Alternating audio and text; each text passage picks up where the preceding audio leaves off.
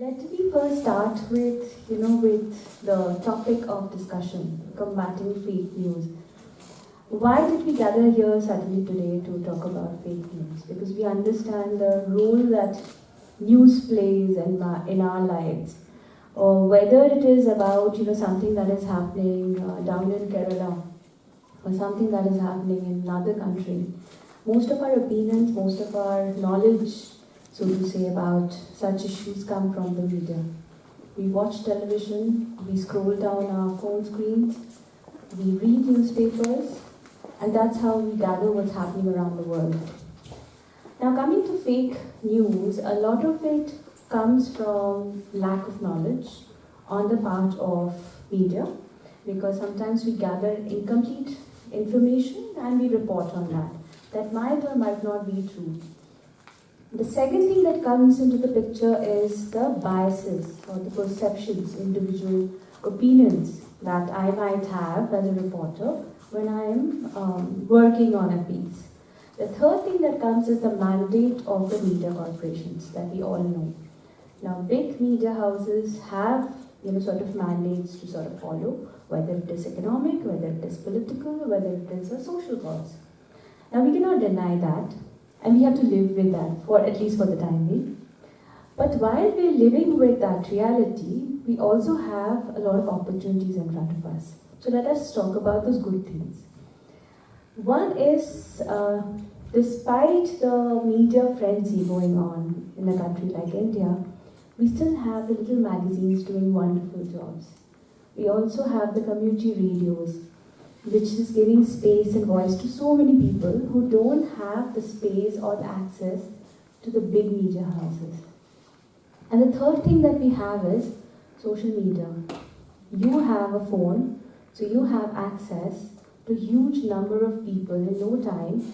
You can actually share a news, but also create. Because these days, when we go on Twitter or when we go on Facebook, let's say, we're not just sharing forwards, but we're also creating stories. We're also creating posts. Now, these posts or stories are basically becoming news in the coming days.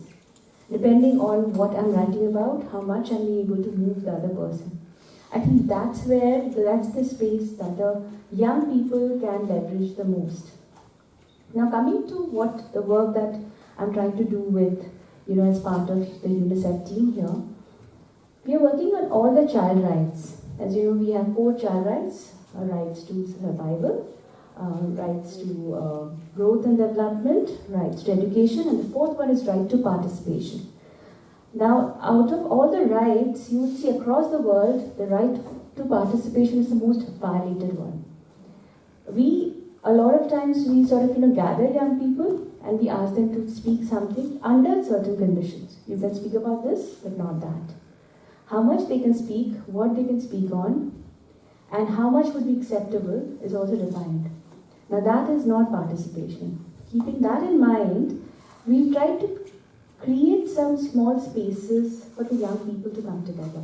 But there are 2-3 other areas that, where I felt that, it's very interesting the way it is, evolving over a period of 4-5 years. One is the work that we are doing with the tribal children in Purulia district.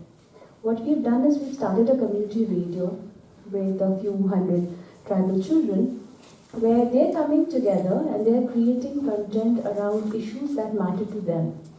When I say matter to them, that might or might not be the issues that are making to the headlines.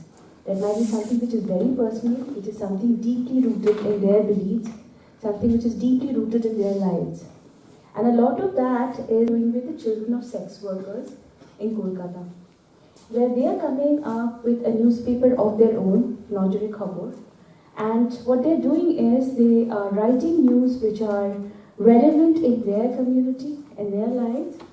And not only they're writing about it and stopping there, they're taking those newspapers to the police, to the politicians, and demanding actions.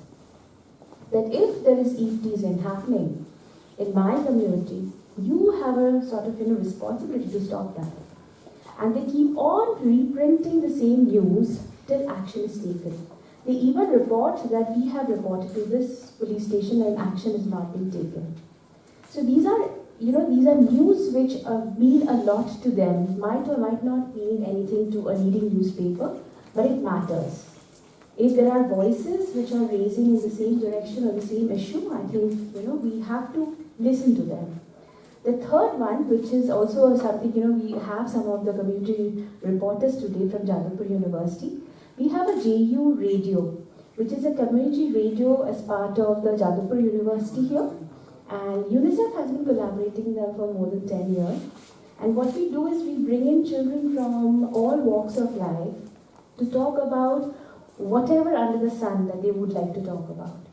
And in the last 10 years, the way it has evolved is the children have completely taken it over, where we take a back step, and the younger children who have now grown up and become peer leaders, and they are mentoring younger children. And I think that is something which we would like to look at, through different organizations, like the Peacemakes network right now looks a very potential platform, where UNICEF would love to support and sort of see that in the long run, and we can bring in more children, from Purulia, from the red light areas, from the Jadavpur University, and make it a much more larger network, so that we can reach out to more people. Because maybe in Purulia we are only reaching out to 20,000 people, but maybe through this kind of a network we would be able to reach 20 lakh or maybe more. So I think it's very important to remember that there are two things, at this moment where we need a little bit of endorsement, a little bit of encouragement. One is the independent media. So wherever possible, as professionals and independent, as individuals, if we can contribute more. And also, these platforms of young people, that they can come forward and, they can talk about the things that matter to them, or maybe disturb them, or maybe they would want those things to change.